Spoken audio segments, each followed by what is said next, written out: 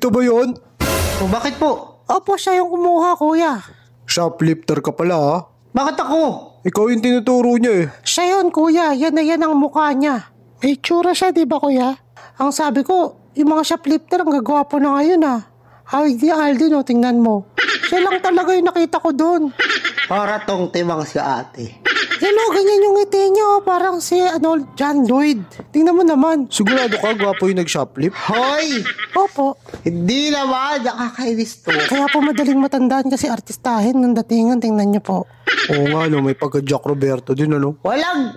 Gwapo nyo na, nagsha-shoplift pa kayo? Oo nga, ang gwapo. Uy, masyado kayo, dyan, naririnig ka kaya ng mga tao. At least gwapong shoplifter, di ba? Dapat yung mga gwapo, hindi mga masasamang tao. Katulad nyo. Ang hirap ko yung hulihin pag gwapo. Hoy! Nakakainis! Ang ganda nga ng mata niya eh. Para ka ng Oo nga, maganda mata nyo. ano mo magsalita? Ano, 5 ba o 10 ang kinuha ng gwapong shoplifter na yan?